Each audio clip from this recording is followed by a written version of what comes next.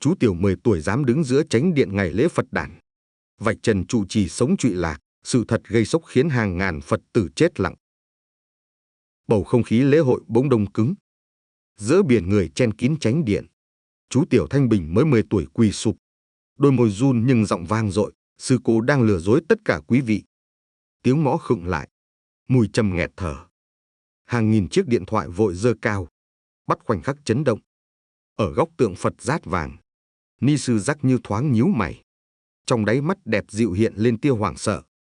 Đêm tối sau cổng chùa lấp ló một bóng hình khác hẳn vẻ từ bi ban ngày.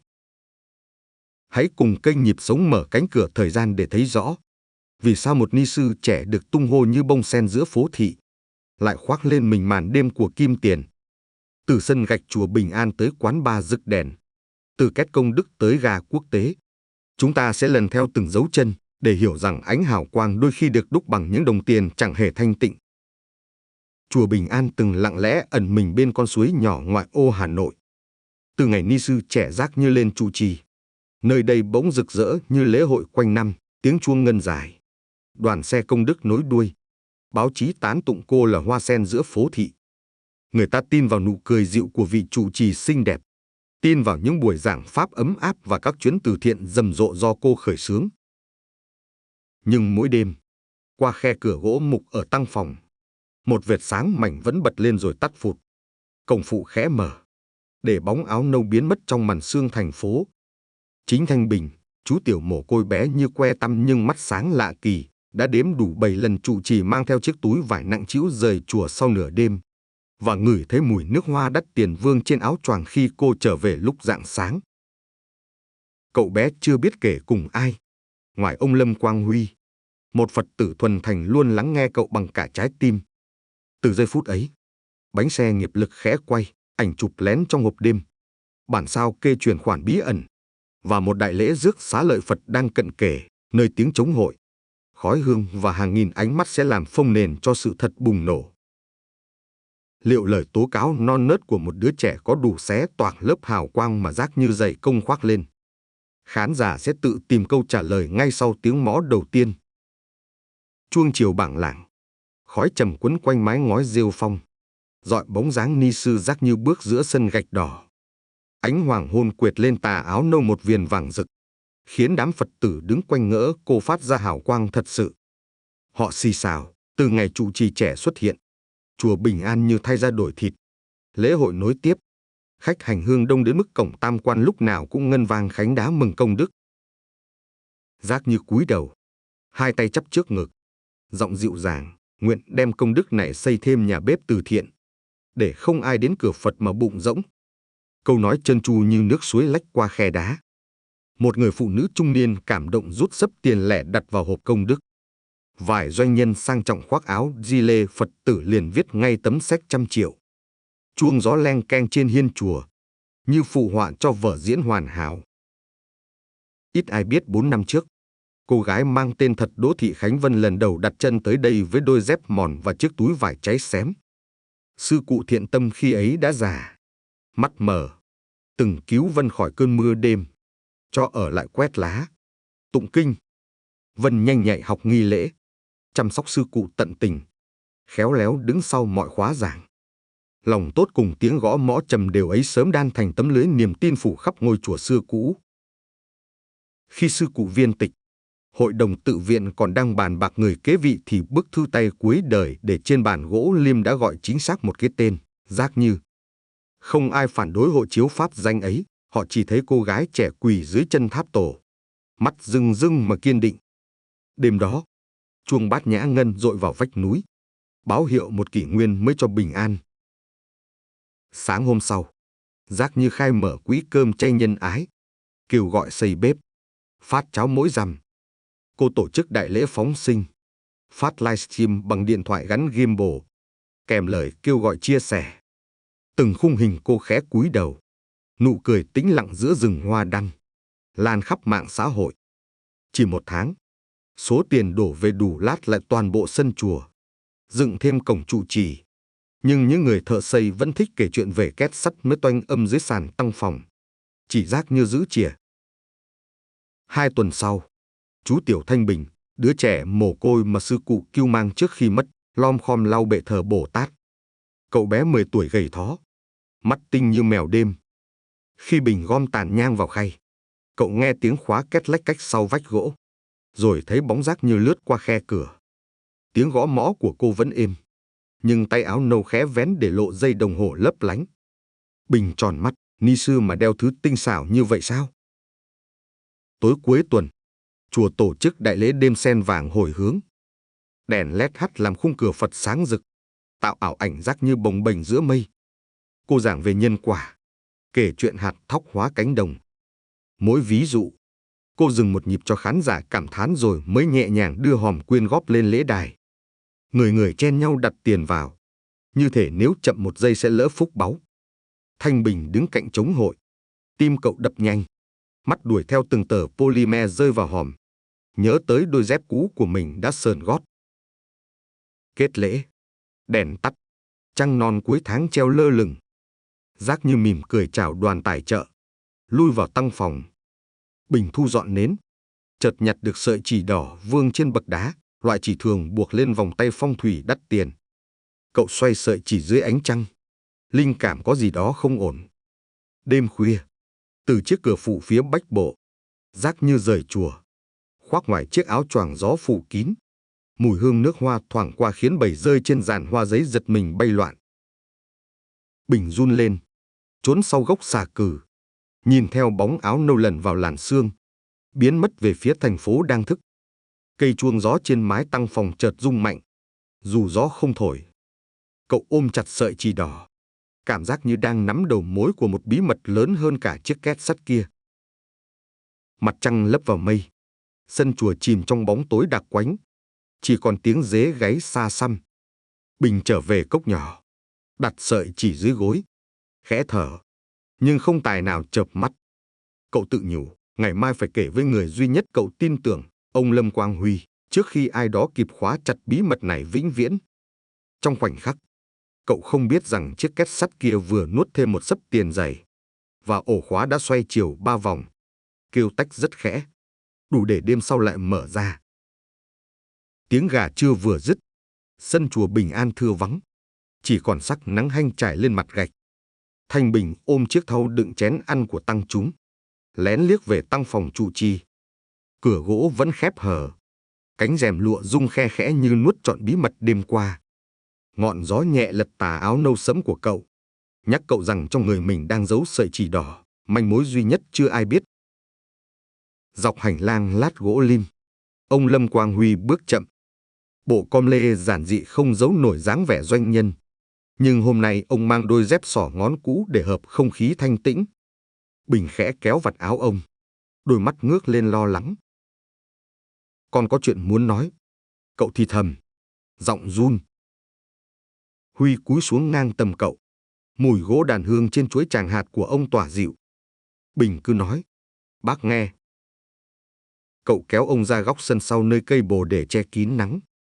Từng lời vỡ ra như hạt cát sông Hồng, kể từ tiếng khóa két tới mùi nước hoa và chiếc áo choàng gió. Huy lắng nghe, khẽ gật mỗi khi cậu dừng lấy hơi. Trong đáy mắt ông, sự hoài nghi giả cỗi dần biến thành tia nhìn sắc lẹm. Còn có giữ gì không? Huy hỏi nhỏ. Bình rút sợi chỉ đỏ đặt lên lòng bàn tay chai sần của ông. Dù vật chứng mỏng manh, màu đỏ rực dưới nắng trưa vẫn hằn lên như giọt máu. Huy xoay sợi chỉ, đôi lông mày nhíu lại. Nếu những gì con thấy là thật, chúng ta cần bằng chứng rõ ràng. Sau lễ cúng rằm tuần tới, người đến chùa sẽ đông, nhưng cũng là lúc trụ trì bận rộn nhất. Đêm nay bác sẽ ở lại thiền thất bên kia bờ hồ. Bình chớp mắt. Cháu, giúp được gì không? Con chỉ cần quan sát, đừng để lộ. Bất cứ điều gì bất thường, hãy báo cho bác. Tiếng mõ chiều vang lên, cắt ngang cuộc trò chuyện. Huy đặt sợi chỉ lại tay Bình, khép ngón tay cậu. Giữ lấy, như lời nhắc con phải can đảm. Chiều qua đi, bầu trời loang vệt tím. Đèn lồng treo dọc hành lang bật sáng nhuốm mái ngói màu hổ phách. Giác như ngồi trong phòng khách tiếp đoàn chủ doanh nghiệp. Giữa vòng hương trầm, cô chậm rãi rót trà hoa sen. miêu tả dự án nhà bếp nhân ái giai đoạn 2 với tấm bản vẽ in màu. Giọng cô mềm, dịu như nước ủ trà. Nhưng mắt Huy qua khe mảnh liễu thấy rõ cô gật đầu kín đáo khi người đàn ông trao phong bì dày. Bên ngoài, Thanh Bình vờ quét lá, thực chất đứng canh. Từng tiếng cười khúc khích vẳng ra. Và khi cửa khép, cậu trông thấy cô thư ký doanh nhân lướt ngang. Trên cổ tay đeo sợi vòng chỉ đỏ giống hệt sợi cậu giữ. Bàn tay nhỏ siết cán chổi. Bình cảm giác mắt mình mở rộng hơn vùng trời lấp lánh đèn. Đêm xuống, tiếng côn trùng rì rầm hòa cùng nhịp mõ chi tụng cuối ngày. Khi chúng tăng yên giấc, Huy mặc áo khoác đen, dắt máy ảnh nhỏ, chờ dưới gốc cổ thụ. Bình nép sau tường đá ong, tim dội từng nhịp nhanh. Cửa phụ tăng phòng hé mở. Giác Như bước ra, tà áo nâu phủ ngoài chiếc váy lụa đen, cổ tay lấp lánh kim loại. Cô băng qua sân, đến cổng ngách dẫn ra bờ hồ. Ngọn đèn vàng hắt lên mặt hồ, phản chiếu bóng trụ trì cùng cô thư ký đêm trước đang đợi bằng xe hơi đen kính tối. Huy giơ máy ảnh, cửa chập bật thành tiếng rất khẽ. Bình nín thở đếm nhịp đèn xe quét qua cây phượng. Phản quang biển số lóa lên. Huy kịp chụp thêm một khung hình. Xe lăn bánh lao vào quốc lộ hướng về thành phố. Bình nghẹn trong cổ, bác Huy. Họ đi rồi. Chúng ta theo. Huy đáp ngắn gọn, dắt cậu tới chiếc xe máy cũ giấu sau nhà kho. Đèn pha bật muộn khiến bóng hai người đổ dài trên đường đất. Gió đêm lạnh quất vào má. Bình ôm eo Huy, mắt căng dõi theo đèn hậu xe hơi phía trước. 1 giờ sau, phố cổ Hà Nội hiện ra với mái ngói sẫm. Ánh đèn neon đỏ hắt xuống con ngõ nhỏ. Xe hơi đỗ trước cửa quán bar tên Golden Lotus. Biển hiệu nhấp nháy. Tiếng nhạc bass tràn ra. Bình chưa từng thấy ánh sáng rực và dày đặc đến vậy. Từ hàng cây đối diện, Huy đưa ống kính, Giác Như tháo áo nâu, để lộ đầm dạ hội đính hạt lấp lánh. Cô cười, khoác tay doanh nhân trung niên, bước qua cửa kính. Một nhân viên giữ xe cúi đầu chào, chẳng hề biết mình sắp thành chứng nhân. Máy ảnh chớp loạt 3 tấm, bắt đúng lúc vòng cổ vàng của cô phản chiếu đèn led. Huy thở mạnh, đủ để gom rồi, nhưng vẫn cần dòng tiền. Bình siết tay ông, cháu không ngờ. Cô ấy, giọng cậu vỡ ra, cảm giác trong trẻo về cửa Phật lung lay. Huy đặt tay lên vai cậu, sự thật đôi khi khiến người ta đau. Nhưng nếu không lộ sáng, niềm tin của hàng nghìn người sẽ bị lợi dụng. Trong khi hai người nấp sau bóng tối, cửa bar mở, tiếng cười rộ lên, Giác Như cụng ly, rượu sóng sánh ánh đỏ như máu. Ống kính zoom tới tấm thẻ đen cô quẹt qua máy post, màn hình hiện con số 6 chữ số. Trước khi Huy kịp chụp, ánh đèn đường chớp tắt làm hình ảnh mờ. Ông Toan chỉnh nét, thì bảo vệ quán quay sang, đôi mắt nghi hoặc quét vỉa hè. Đi thôi. Huy kéo Bình, lùi vào hẻm nhỏ. Tiếng bước chân gấp gáp áp sát. Bình trượt chân, suýt ngã. May ông kịp vòng tay đỡ. Cả hai núp sau thùng rác sắt nặng mùi men. Bảo vệ dọi đèn pin dọc hẻm. Chỉ cần thêm nửa bước nữa ánh sáng sẽ quét trúng mặt họ. Bình nín thở.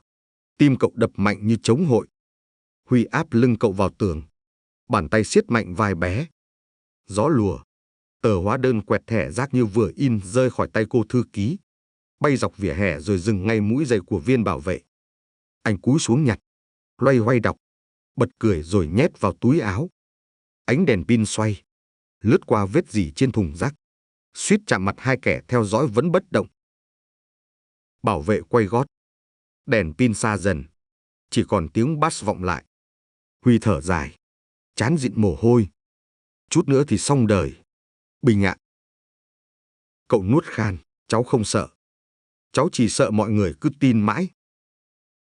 Huy lắc đầu. Hơi cười. Sự thật sớm muộn cũng tìm được sân khấu của nó.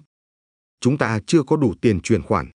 Nhưng đã có biển số, hình ảnh trang phục, thời gian. Bước tiếp theo là lần theo công ty vỏ bọc. Ông bật điện thoại, lưu số ảnh mới. Phía quán bar, cửa kính mở. Giác Như dạo bước lên lầu VIP.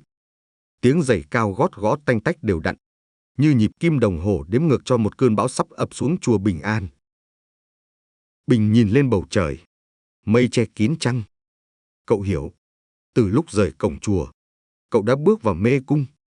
Nhưng ngay trong đêm lạnh lẽo ấy, cậu bé 10 tuổi lại cảm thấy một đốm lửa đang nhóm trong ngực, soi con đường trở về, con đường mà phía cuối, tiếng mõ giác ngộ sẽ vang lên rất khác. Bức tường vôi ẩm sau nhà kho trở thành phòng tối bất đắc dĩ. Tia nắng đầu hạ xuyên khe mái vỡ thành vệt sáng, chiếu lên những tấm ảnh mới rửa. Ni sư giác như trong đầm dạ hội, tay cầm ly rượu sóng sánh, cổ đeo vòng vàng như quầng lửa. Lâm Quang Huy sắp xếp từng tấm lên bàn gỗ, mắt không rời chi tiết chiếc thẻ ngân hàng màu đen lấp ló giữa những ngón tay thon. Đây là bằng chứng cô ta lợi dụng tín tâm. Thanh Bình hỏi khẽ, giọng líu vì thức trắng đêm. Huy lắc đầu, giọng khản, anh chỉ gợi nghi ngờ. Tòa cần con số và dòng tiền. Ông xếp ảnh vào phong bì, gạt mồ hôi trên trán. Bác sẽ nhờ anh Trịnh, người chuyên điều tra tài chính, lần theo dấu chuyển khoản. Buổi trưa, quán cà phê sát hồ Tây vang bản nhạc ra lười biếng. Trịnh, dáng gầy với kính bạc, lật qua sấp sao kê giả lập Huy in sẵn. Anh đặt ngón tay lên khoản 5 tỷ chuyển tới công ty Tịnh Phong. Công ty vỏ bọc, đăng ký ngành phong thủy, trụ sở chỉ là căn phòng trống. Anh nheo mắt, trao đổi giá dịch vụ. Không quên cảnh báo, chạm vào tiền công đức, cô ta sẽ bảo vệ như thần hộ pháp. Tôi cần 2 ngày tiếp cận nội bộ ngân hàng. Huy gật, đẩy về phía anh cây bút Mont Blanc kèm phong bì dày. Bình ngồi cạnh hớp sữa đậu, nghe cuộc mua bán sự thật mà tim dội lên như trống bát nhã. Cậu tự hỏi, lòng tin của hàng nghìn người đáng bao nhiêu? Chiều muộn, gác chuông chùa Bình An phủ màu mật ong. Bình quét sân, ngước nhìn cửa tăng phòng đóng kín. Trong im lặng, cậu nhớ tiếng nhạc 3 đêm hôm trước và nhận ra hương trầm chiều nay đột ngột đổi loại. Mùi gỗ chắc quen thuộc bị thay bằng hương trộn xạ hương nồng ngậy. Cậu cẩn thận gom que nhang tàn, phát hiện đầu nhang găm sợi giấy bạc nhỏ khắc logo hãng cao cấp. Chuông thời kinh vang, Giác như mở cửa bước ra, áo nâu phẳng phiu, tay ôm chồng sổ dày. Bình cúi đầu chào, cố giấu ánh nhìn dò xét. Ni sư đặt tay lên vai cậu, giọng ấm, tối mai lễ sám hối, con nhớ đánh chuông sớm cho thầy. À, giữ gìn sức khỏe, không được dầm sương khuya. Lòng bàn tay cô hơi lạnh, nhưng áp lực từ những ngón tay khiến Bình rùng mình. Cậu nhận ra cô đang cảnh cáo khéo. Đêm, gió thổi ràn rạt qua rặng tre. Huy nhận cuộc gọi từ Trịnh. Loa ngoài đặt trên bàn đá, có giao dịch bất thường. 2 giờ trước, tài khoản chùa chuyển 800 triệu sang Tịnh Phong. Mô tả đặt cọc mua tượng Quan Âm ngọc thạch. Tôi vừa lục hệ thống, tượng chưa hề về cảng. Huy bật đèn. Ánh sáng trắng rọi lên bản đồ dòng tiền Trịnh gửi, mũi tên đỏ ngoằn ngoèo từ tài khoản công đức đến 4 công ty liên kết, rồi rẽ qua một chi nhánh ngân hàng Singapore. Ông nghiến răng, cô ta không chỉ tiêu hoang, còn rửa tiền xuyên biên giới. Có cài được người trong ngân hàng. Linh, nhân viên kiểm soát thanh toán, đồng ý trích lậu sao kê gốc. Nhưng phí rủi ro cao. Huy nhìn ảnh Giác như cười. Lòng kiên quyết, làm đi. Tôi chịu. Sáng hôm sau, Bình giao cơm trưa cho thợ hồ tu sửa tường sau. Một anh thợ kể nhỏ, nghe nói sư cô chuẩn bị đại lễ rước xá lợi Phật về tháp mới. Lập sân khấu lớn, mời cả truyền hình. Thông tin đánh vào tai cậu như hồi chuông báo động. Cậu hình dung đoàn tín đồ chen chúc, tiền công đức đổ như thác, và Giác như lướt qua mọi nghi vấn trong tiếng vỗ tay. Bình tìm Huy nơi thư viện chùa. Ông đang lướt màn hình, mắt thâm quầng. Cậu kể chuyện sân khấu, giọng dồn dập. Huy gõ bàn, đó là lúc đẩy sự thật ra ánh sáng. Ông mở file ảnh, zoom vào hóa đơn 5 tỷ cho hạng mục âm thanh ánh sáng xá lợi. Cô ta lấy lý do lễ để hợp thức hóa chi phí, nhưng số tiền thực trả chưa tới 1/3. Phần còn lại, bác phải công khai. Bình hổn hển. Chưa đủ. Luật cần bằng chứng gốc, công chứng, xác nhận ngân hàng. Huy đặt tay lên vai cậu. Nhưng cháu sẽ đóng vai mồi nhử. Đêm trước đại lễ, cô ấy chắc chắn rút nhiều tiền mặt trả ekip. Bình trầm ngâm. nhớ ánh mắt cảnh báo của Giác Như. Nếu cháu bị phát hiện, bác sẽ ở cạnh con. Huy hứa, dẫu biết lời bảo chứng của mình mỏng như khói nhang. Một ngày trôi qua, màn đêm phủ xuống. Trịnh gửi tin nhắn mã, con vịt đã ló đầu. Phải đính kèm là bản sao kê dấu mộc hiển thị chuỗi chuyển khoản chu kỳ 10 ngày. Tổng gần 12 tỷ chảy vào Tịnh Phong suốt 3 tháng. Huy phóng to. Dấu vân tay quét mở bên góc trang khớp vân tay Giác Như từng đăng ký ngân hàng. Ông đứng bật dậy. Hơi thở gấp, đây rồi.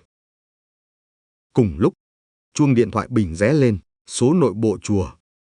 Cậu bắt máy. Giọng Giác Như vang nhỏ nhưng lạnh, con đang ở đâu? Thầy cần con quét gấp tránh điện. Bình ú ớ. Nhìn Huy. Ông ra hiệu giữ bình tĩnh. Cậu chạy vào tránh điện. Ánh nến lung linh. Pho tượng Phật mạ vàng sáng như hồ phách. Trên bàn thờ, Giác Như đứng yên, tay cầm chuỗi hạt đen óng, ánh mắt sâu hút. Con đi khỏi khu tăng xá lúc trưa? Gặp ai? Bình nhớ lời Huy. Cúi đầu, con mang cơm cho thợ. Ni sư gật, tiếng chuỗi hạt va nhau lách cách. Con biết bí mật thì nên giữ trong tâm. Có thứ trong đời nhìn thấy nhưng không nên nói. Cô đặt vào tay Bình một gói bánh đậu nhỏ, mỉm cười dịu dàng. Ăn đi để khỏi đói. Cậu nhận gói bánh, cảm giác lạnh chạy dọc sống lưng. Đêm khuya, Huy mở laptop, tải bản sao kê vào ổ cứng. Ông không nhận ra ngoài cửa sổ có ánh đèn pin lia qua, dừng đúng lớp rèm vàng. Tiếng gió thổi ào khiến tấm ảnh Giác Như rơi xuống sàn úp mặt. Trong bóng tối, một hình bóng gầy đứng sau cây sứ. Điện thoại kẹp tai. Gã khẽ nói, họ có chứng cứ. Ra lệnh ngay, dọn sạch trước lễ. Viên thuốc lá đỏ rực vẽ vệt sáng cong. Trước khi rơi xuống thảm cỏ ẩm, tàn than lụi tắt nhưng mùi khét cay vẫn quẩn quanh. Báo trước một đêm bão ngầm sắp cuốn phăng sự bình yên cuối cùng. Tiếng trống hội ngân dồn dập, lan động từng viên gạch sân chùa Bình An trước giờ rước xá lợi Phật. Biển người áo lam ken dày, tay cầm hoa đăng, mắt hướng khán đài lát vài điều nơi ni sư Giác Như đứng trang nghiêm dưới vầng sáng đèn follow.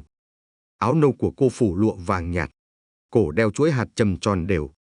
Khuôn mặt nhuốm vẻ từ bi khiến tín đồ rì rầm tán thán, phước đức quá lớn.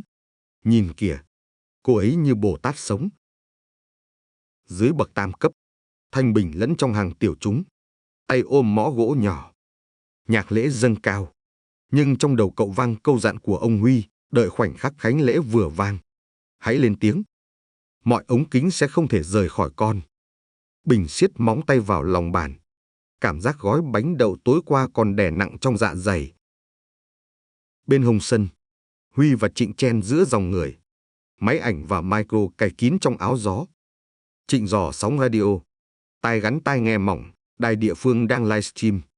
Tín hiệu ổn. Khi cậu bé nói, chúng ta đẩy file bằng chứng vào đường truyền phụ. Huy gật khẽ. Ánh mắt không rời chiếc két công đức mạ vàng đặt ngay hàng đầu, sắp thành đạo cụ cuối cùng trong vở diễn hoàn mỹ của Giác Như. Chuông đại hồng nặng 3 tạ được kéo lên.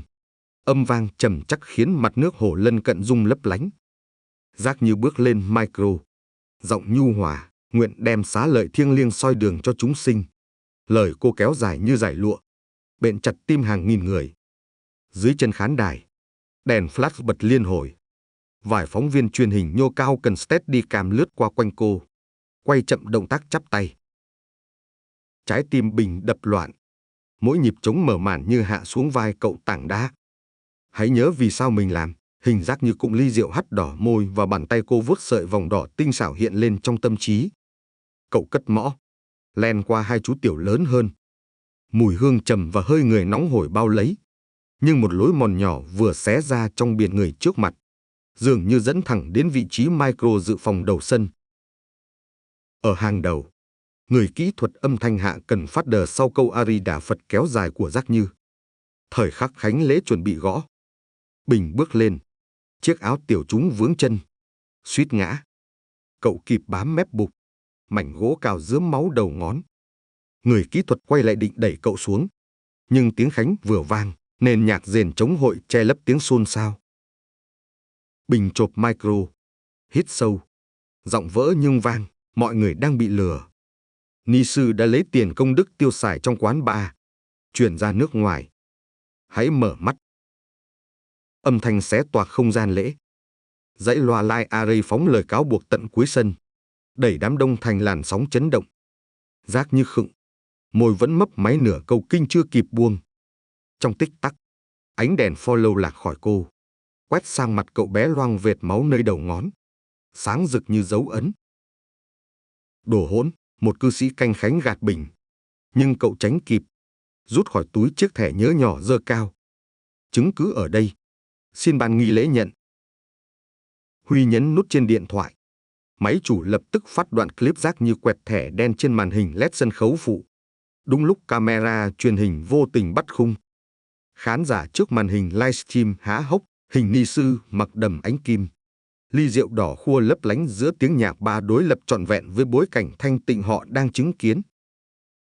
Giác như lấy lại bình tĩnh, bước tới mép sân khấu. Giọng trầm, thiện nam tử. Con hiểu gì về nghiệp? Kẻ ngụy tạo tội có thể gài bẫy bẩn thỉu. Cô quay sang ban nghi lễ, xin lập tức thu hồi thiết bị phát trái phép, tránh kẻ xấu lợi dụng. Giọng nói lướt qua mic như gió lạnh mùa đông. Vài bảo vệ chùa nhận hiệu, chen vào đám đông. Huy nắm tay Trịnh, kéo lui. Sắp có rối. Nhưng Trịnh lắc đầu. Ánh mắt dán vào góc sân, hai cán bộ mặc thường phục vừa len qua cổng. Phù hiệu công an lóe trên thắt lưng. Mini climax bùng nổ khi một Phật tử lớn tuổi bật khóc quỳ sụp hỏi, thầy ăn chay trường mà uống rượu trong chùa. Câu hỏi dội vang, chuyển thành chuỗi lời xì xào, rồi thành tiếng la ó rời rạc.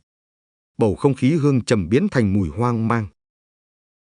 Giác như nâng micro, toàn đáp, thì cán bộ kinh tế chìa lệnh kiểm tra khẩn, chúng tôi yêu cầu tạm dừng lễ, niêm phong két công đức để phục vụ điều tra. Máy quay truyền hình xoay chóng mặt sang hướng lực lượng chức năng. Khán giả online đổ dồn vào khung chat tràn ngập dấu chấm hỏi và icon sốc. Bảo vệ chùa bước đến két mạ vàng định che chắn.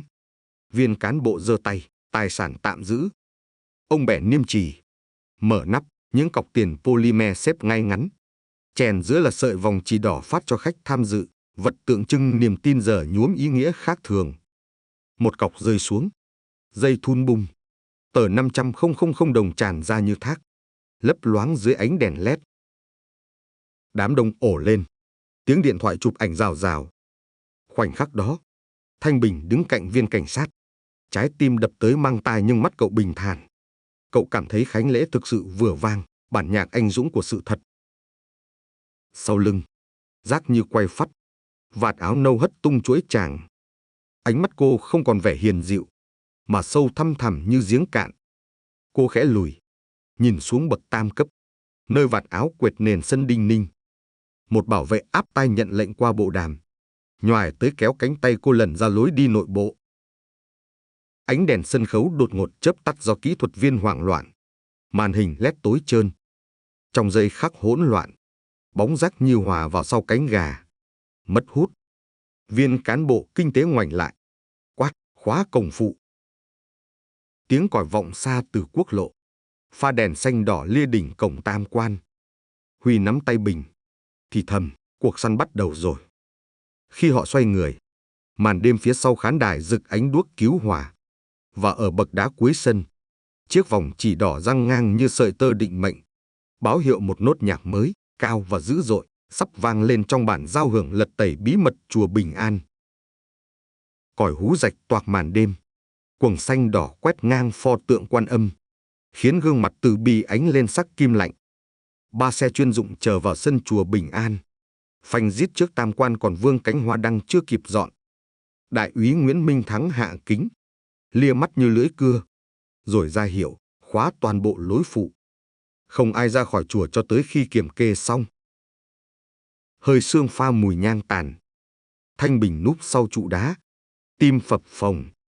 Bên kia sân, Lâm Quang Huy chỉnh lại cổ áo, kẹp ổ cứng chứa sao kê vào túi trong, bước tới chào lực lượng chức năng. Điều tra viên nhận tài liệu, lật sơ qua hàng cột chuyển khoản, mắt nheo, đủ cơ sở khởi động khám xét khẩn cấp. Binh lính trải giải niêm phong đỏ quanh tăng phòng trụ trì. Bóng đèn tuýp bên hiên nháy loạn. hắt lên ván cửa màu mốc, tạo ảo giác cánh cửa run rẩy. Hai kiểm sát viên đeo găng, cậy ổ khóa y êu, cánh cửa bật, mùi gỗ tía chiêm đắm đặc xạ hương phả ra, như cố che giấu mùi kim tiền dưới sàn. Ngọn đèn pin lia qua giá sách, bắt chùm phong bì dán sáp in hình hoa sen. Một cán bộ mở ngăn kéo, rút xấp thẻ ATM gắn chip. Tên chủ thẻ lặp đi lặp lại, Đỗ Khánh Vân. Đại úy Thắng nhét chúng vào túi chứng cứ, nghiêng đầu, mang két lên. Hai cảnh sát khiêng két sắt nặng trịch, đặt giữa phòng. Chìa khóa không có. Thợ phá khóa tra mũi khoan kim cương. Tiếng rít xé lép pha đồ tĩnh mịch, khiến Bình rùng mình. Mồ hôi tay cậu dịn ướt cán gậy mõ. Có gì trong đó? Trịnh thì thào sau vai Huy. Cầu mong đủ sức nặng pháp lý. Huy đáp, mắt không chớp. Chốt két búng mạnh, nắp bật. Ngăn thứ nhất xếp chồng sổ tiết kiệm mệnh giá hàng tỷ, kẹp biên nhận niêm yết ngoại tệ. Ngăn dưới cùng là phong thư dày chứa hộ chiếu quốc tế và vé máy bay Hà Nội, Singapore xuất hành rạng sáng hôm sau hành khách Đỗ Thị Khánh Vân. Đại úy Thắng thở ra một tiếng, định tẩu thoát. Điều tra viên lật đáy két, gõ nhẹ, mặt thép vang rỗng bất thường. Anh trượt lưỡi dao, tấm lót bật lên để lộ hốc bí mật chứa USB hình tượng Phật nhỏ. Huy mím môi, có lẽ đây là sổ đen thật. Thắng cho người niêm phong, bỏ vào túi chứng cứ chống cháy. Tiếng bước chân dồn từ hành lang. Hai y sĩ áp tải một bảo vệ cao lớn, áo lam bê bết máu mũi. Anh ta vừa bị cư sĩ bắt quả tang định xé sổ ghi chép thu chi phòng tài vụ. Huy nhận ra đó là người tối qua báo hiệu cho Giác Như bỏ trốn. Đại úy Thắng chất vấn, chìa khóa kho tài sản ở đâu? Gã bảo vệ cắn môi, không đáp. Thắng gật, đưa đi giám định thương tật, rồi lấy lời khai. Trong lúc đó, Bình rón rén bước tới cửa sổ tăng phòng. Ánh đèn ngoài sân rọi lên gương treo trên tường, phản chiếu mặt cậu tái xanh. Cậu thoáng thấy mình bé nhỏ trong mê cung sự thật vừa mở toang, nhưng đôi mắt lấp lánh niềm tin. Mình phải chứng kiến đến cùng, cậu tự nhủ, rồi lách ra hiên. Mini climax nổ ra khi kíp trinh sát tìm được kho tài sản giấu dưới nền sàn thiền thất. Ván gỗ được bẩy lên, để lộ hầm bê tông chất vali nhôm. Mở khóa, lớp xốp bảo vệ bật ra, từng cọc USD cuốn băng nhựa. Bên cạnh là thẻ phòng khách sạn hạng sang trên phố cổ và tờ hợp đồng mua biệt thự biển ký nháy tên công ty Tịnh Phong. Đại úy Thắng quay sang kiểm sát viên, giọng chắc, đề nghị tạm giữ hình sự ni sư Giác Như vì hành vi lừa đảo và rửa tiền. Tại cổng chùa, đám đông Phật tử còn nấn ná sau vụ lễ choáng váng, nhìn dòng cảnh sát bưng ra tang vật. Những gương mặt vừa kính ngưỡng biến thành hoang mang pha tủi hổ. Một bà cụ lẩm nhẩm, sao trời Phật để xảy ra? Không ai trả lời, chỉ có tiếng còi xe chuyên dụng vang rền, cắt ngang tiếng khấn thầm. Đúng lúc ấy, bộ đàm của đại úy Thắng xẹt nhiễu. Giọng trinh sát gác cầu Long Biên gấp gáp, phát hiện xe Toyota màu đen, biển trùng với phương tiện nghi vấn, đang rẽ quốc lộ hướng sân bay Nội Bài. Có người phụ nữ mặc áo khoác trùm kín, nghi trụ trì. Thắng siết đài, chốt chặn ga quốc nội, phối hợp an ninh sân bay. Huy nghe tin, tim trĩu xuống. Ông quay sang Bình, định nói lời trấn an nhưng bắt gặp ánh mắt cậu, lấp lánh quyết tâm và ánh nước. Bình nuốt khan, chúng ta đã lôi được sự thật ra ánh sáng. Nhưng nếu cô ấy thoát... Đại úy Thắng chạy ngang, ra lệnh dàn xe truy đuổi. Đèn pha bật rực, hắt bóng tượng Phật đổ dài trên sân gạch. Huy đặt tay lên vai Bình, trận cuối chưa kết thúc. Từ xa, tiếng động cơ gào cao, ánh đèn quét ngược chiều gió, lao vun vút giữa đêm còn vương mùi nhang khói. Trên bầu trời phía bắc, dải mây đen kéo tới, ôm trọn mặt trăng như cánh cửa khổng lồ khép lại, chuẩn bị đẩy tất cả vào hồi quyết liệt nhất của cuộc truy lùng. Gió tạt tung những tờ rơi lễ còn sót lại trên sân bay Nội Bài, quất ràn rạt dãy kính mặt tiền sảnh quốc tế. Bên trong phòng giám sát, màn hình LED rát dày ô dữ liệu ngân hàng vừa kết nối trực tiếp với Cục Phòng chống rửa tiền. Đại úy Nguyễn Minh Thắng đứng khoanh tay, mắt không rời dòng lệnh truy vết tiền ảo vừa hiện sắc đỏ. 12 tỷ đồng chu du qua 3 công ty vỏ bọc rồi chuyển tới một quỹ đầu tư đặt trụ sở ảo ở Singapore. Trịnh đẩy gọng kính. Căng thẳng, mũi tên này chính là đường ống hút tiền công đức. Chúng ta vừa đông lạnh thành công 3,2 tỷ trong tài khoản trung chuyển. Linh, nhân viên kiểm soát thanh toán, run tay đưa thêm bản in gốc. Giọng khẽ, tôi đã phá chặn bảo mật cấp nội bộ. Nhưng hệ thống sẽ gửi cảnh báo đến chủ tài khoản trong 10 phút. Thanh Bình ngồi sát cửa, tay ôm chiếc ba lô rách, lẩm nhẩm bài kệ sư cụ dạy khi xưa. Mỗi con số đỏ hiện trên màn, cậu hình dung thành những tòa tháp tiền đổ từ bàn tay Phật tử vào vực sâu vô danh. Trước mắt cậu, Giác Như vẫn đang quỳ tụng kinh, nhưng phía sau là dòng sông tiền cuộn bọt đục. Điện thoại thắng rung, tổ trinh sát khu gửi xe báo đã tìm thấy Toyota đen bỏ lại. Khả năng đối tượng đang lẩn trong sảnh an ninh. Anh dằn giọng, khóa tất cả cổng boarding, kiểm tra camera hành lang A6 ngay. Cảnh sát cơ động tản ra, áo phản quang loang vàng dưới dải đèn trần. Trịnh thì thào, cô ta biết bị phong tỏa ví điện tử, chắc chắn sẽ tìm cách cầm theo đá quý hoặc tiền mặt. Huy bấm mở ảnh vali số series sớm thu được từ Két, hãng Rimowa bạc, dán tác thiện nguyện thế giới. Thủ tục charity giả nhưng ưu tiên gửi khoang hàng. Camera zoom nhận diện ở làn soi chiếu hành lý, một phụ nữ trùm khăn lụa đứng cuối hàng khách, tay kéo vali bạc đúng mẫu. Góc nghiêng lộ bờ vai ai nhìn cũng thuộc về một người từng thuyết giảng mềm mại. Thắng ra hiệu tác chiến. Hai trinh sát lập tức vòng lên lối phụ. Trong giây lát, không khí phòng giám sát nén chặt. Bình siết quai ba lô đến trắng núp lít. Cậu nhớ những sớm Giác Như dạy cậu đọc kinh. Nhớ nụ cười chị khi đặt chiếc áo ấm lên vai cậu mùa rét đầu tiên. Tiếng gõ bàn phím của Trịnh kéo cậu về hiện tại. Khoản 800 triệu sáng nay vừa được rút tiền mặt ở quầy VIP ngân hàng A, chi nhánh 2 km khỏi sân bay. Số series trùng giấy tiền trong két. Minh chứng cuối cùng để khép tội lừa đảo hình thành. Thắng chạm tai nghe, đội 2. Xác nhận mục tiêu. Đợi khi qua khung soi.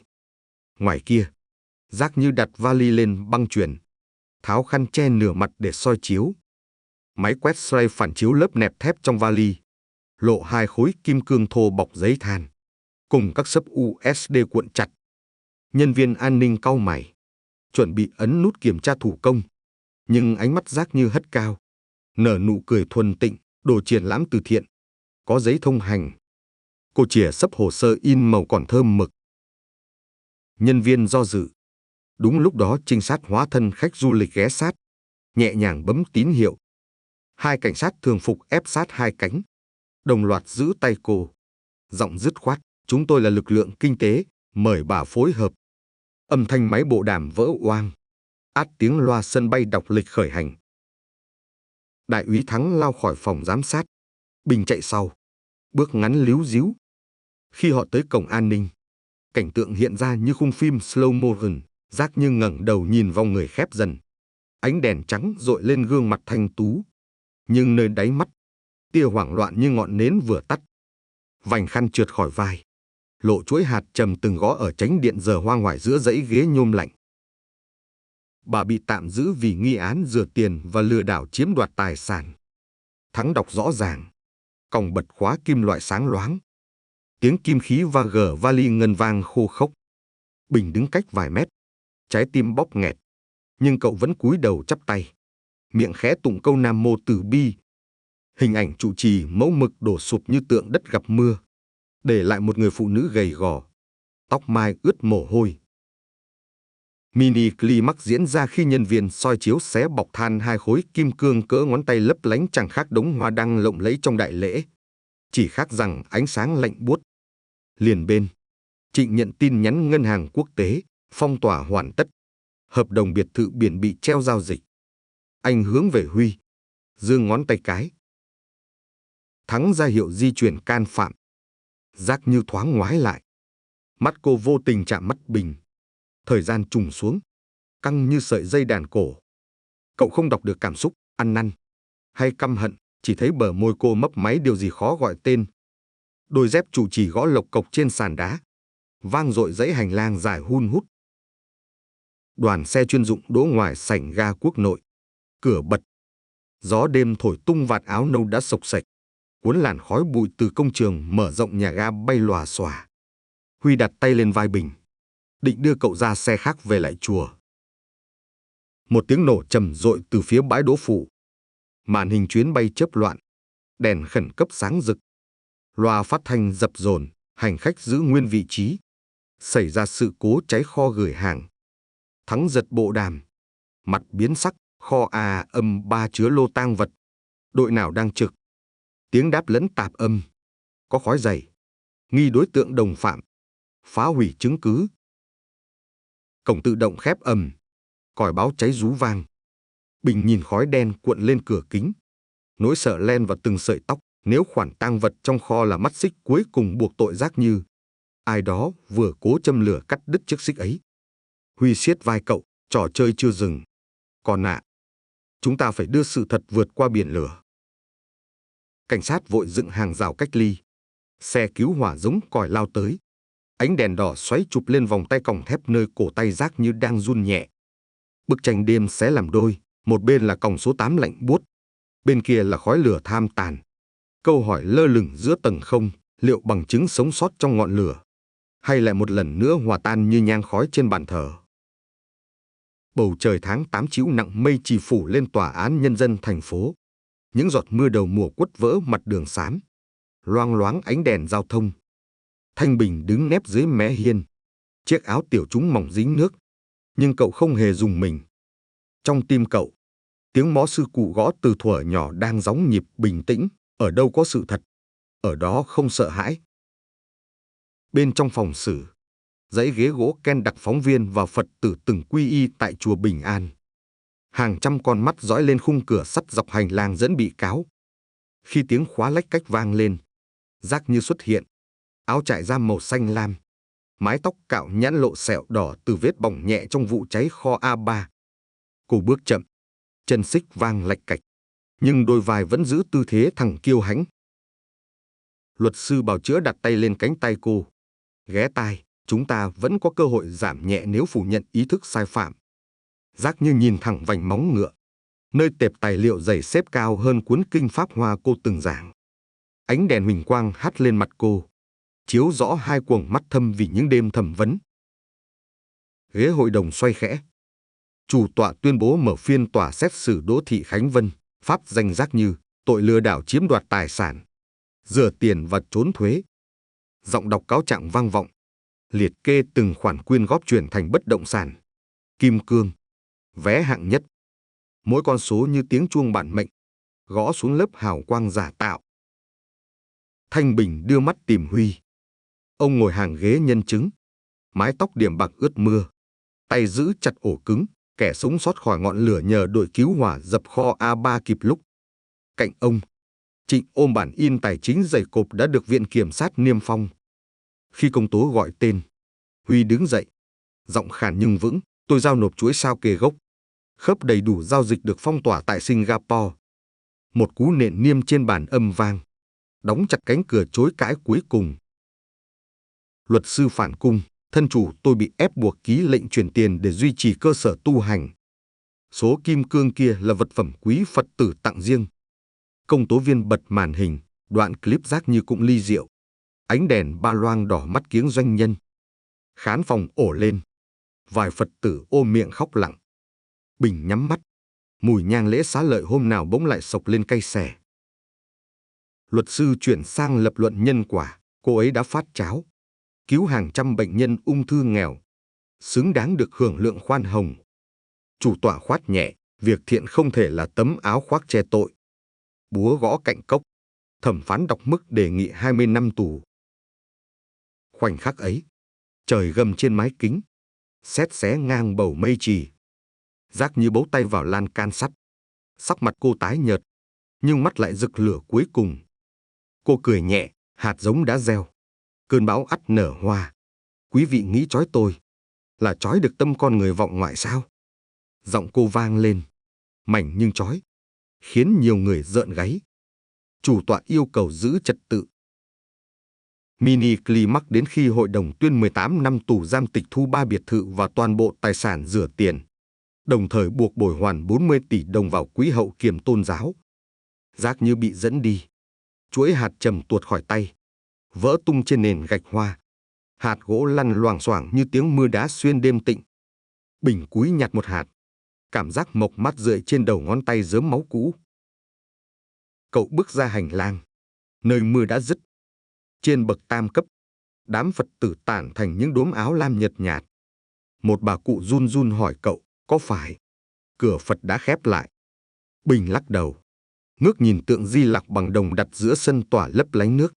Giọng cậu khẽ mà chắc, không, chỉ là lớp bụi che tượng vừa được rửa trôi. Tiếng còi xe thùng hú lên, cắt ngang cuộc trò chuyện. Cửa xe đóng sập, chở rác như lao đi dưới vòm cây xà cừ đẫm nước, mất hút cuối phố. Nhưng đúng khoảnh khắc đó, Bình nhìn thấy ngoài cổng tòa lấp ló bóng chiếc ô đen lạ. Dưới ô là gã bảo vệ từng gục mũi máu đêm khám xét. Gã áp điện thoại, mắt liếc quanh. Bình kéo tay Huy, bác nhìn kìa. Hắn không phải đến vì bác sĩ. Huy chợt hiểu, mạng lưới tài chính kia không chỉ một mình Giác Như. Ông trao ổ cứng cho Trịnh, dặn đưa thẳng viện kiểm sát sao lưu, rồi nắm tay Bình lao xuống bậc thềm.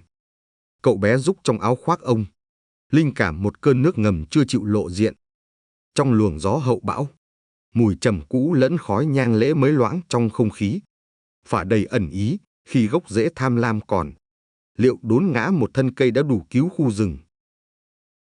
Tiếng chuông buổi bình minh ngân dài, vang vọng qua thung lũng mở sương quanh chùa Bình An.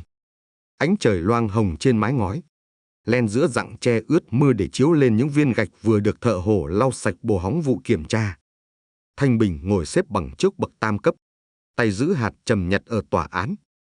Mùi gỗ dịu lan trong hơi thở, nhắc cậu rằng ngôi chùa này chưa từng lỗi tại những bức tường, mà ở kẻ đã nấp phía sau. Cổng gỗ mở kèn kẹt. Thầy Thích Tịnh Đức, chiếc áo nâu sờn, bước chân khoan hòa, lặng lẽ tiến vào. Theo sau là đoàn đại diện giáo hội và chính quyền địa phương. Lâm Quang Huy đứng đợi nơi sân. Cúi chào, thầy vất vả đường xa. Ánh mắt Tịnh Đức lướt qua cảnh tượng, 2 két công đức niêm phong, bản ghi sổ thu chi mới, và tấm biển gỗ dựng tạm ghi rõ khẩu hiệu minh bạch là Tịnh giới. Ông khẽ gật, giọng trầm ấm, muốn lòng người tịnh, trước tiên phải trong veo như mặt nước. Tiếng gõ mõ báo thời khóa vang lên. Bình dẫn thầy qua hành lang, thoáng nhận ra mùi trầm quen nơi áo Tịnh Đức. Hương chậm, thô nhưng chân thực, khác hẳn thứ trầm tổng hợp Giác Như vẫn đốt. Cậu chợt thấy lòng nhẹ đi, như viên gạch nặng nề rời khỏi lồng ngực. Trong chánh điện, Tịnh Đức quỳ một gối trước pho tượng Phật, chắp tay niệm 3 câu ngắn. Ông quay lại, nhìn thẳng các Phật tử đang nín thở. Từ hôm nay, sổ sách chùa mở ngay tại gian hướng thiện. Mỗi đồng công đức đều niêm yết, mỗi đồng chi đều có hóa đơn. Ông ra hiệu, 2 tu sĩ trẻ đặt lên bàn cuốn sổ bìa ra mới tinh. Bút mực chờ sẵn. Một cô Phật tử lớn tuổi nức nở, vậy tụi con còn dám tin? Tịnh Đức đáp nhẹ, tin không nằm trong phong bì, nằm trong lòng người tự soi. Huy trao ổ cứng sao lưu cho cán bộ ban tôn giáo. Trịnh cải máy chiếu, đồ họa dòng tiền rửa qua công ty giả hiện lên vách gỗ, bằng chứng sống những vết tràm của quá khứ. Một khoảnh khắc nặng nề phủ xuống khi con số cuối cùng chốt ở 42 tỷ. Rồi Tịnh Đức gõ nhẹ cạnh bàn, phá vỡ tĩnh lặng. Hạt giống tham lam đã bị phơi dưới nắng. Nó sẽ không nảy trồi nữa nếu đất này được cày lại bằng chính đôi tay quý vị.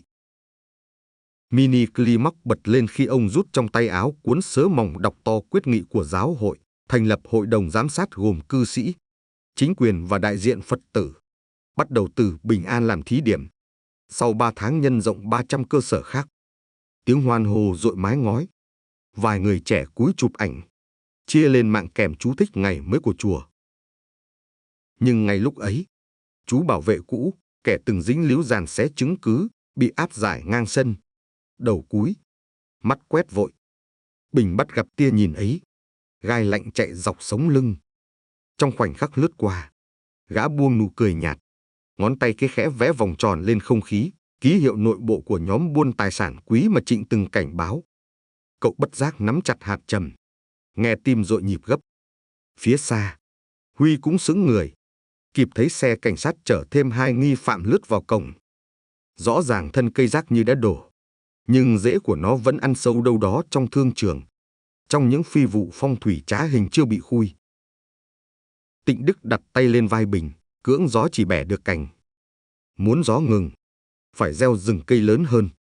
Ông trao cho cậu chiếc gậy mõ tre cũ sư cụ để lại. Âm thanh mộc vang, hòa vào nhịp chuông đồng mới đánh, vọng xa qua tán tre. Ánh nắng sớm cuối cùng xẻ mảng mây dày, rải xuống sân gạch quét vệt sáng, hắt lấp lánh lên trang sổ đầu tiên ghi nét mực nguyên vẹn, ngày khai mở, thu không đồng, chi không đồng, lòng người khởi lại từ số 0. Đoàn đại diện rời chùa, để lại làn bụi đỏ nhạt. Bình theo Huy ra cổng, thấy phóng viên chờ phỏng vấn. Huy mỉm cười, quay sang cậu, còn nói trước đi. Bình nuốt khan, đứng lên bậc đá, giọng trong mà chắc, chùa Bình An vẫn là nhà. Nhưng nhà chỉ sạch khi người quét không giấu rác dưới thảm. Từ hôm nay, chúng con sẽ quét mỗi sớm và mở cánh cửa này để ai cũng thấy sân gạch. Trời trưa, tiếng ve nổ gian đầu mùa, dội vào vòm lá xanh mướt. Cùng lúc đó, trong thành phố, Văn phòng điều tra kinh tế gửi lệnh truy nã mới cho 3 cổ đông công ty Tịnh Phong vừa trốn ra nước ngoài. Tin báo lóe trên điện thoại Trịnh. Anh ngoảnh lại, hét vui, mạch ngầm đã lộ. Huy bật cười, nhưng vẫn dõi xa xăm phía cuối con đường dẫn về phố, nơi chiếc ô đen hôm tòa án từng đứng, giờ trống rỗng. Bình cầm gậy mõ, gõ nhẹ. Nhịp âm trầm đáp vọng từ gian đại hùng, rồi tan vào gió, lan qua cánh đồng lúa non phía sau núi như thông điệp chưa khép, một cánh cửa minh bạch vừa mở, nhưng bao nhiêu cánh khác còn khóa, chờ tiếng gõ của những trái tim đủ can đảm. Âm vang cuối của mõ Bình An dội qua triền núi, nhắc chúng ta rằng đức tin là ngọn đèn dẫn lối, nhưng ngọn đèn ấy phải được châm bằng trí tuệ. Khi niềm tin mù quáng gặp lòng tham khéo ngụy trang, ánh sáng sẽ thành lửa thiêu rụi cả tâm hồn lẫn của cải. Bởi thế, minh bạch không phải đặc ân mà là bổn phận. Hãy đòi hỏi mọi tổ chức, tôn giáo, từ thiện hay doanh nghiệp, công khai thu chi, kiểm soát chặt chẽ, đặt niềm tin đúng chỗ.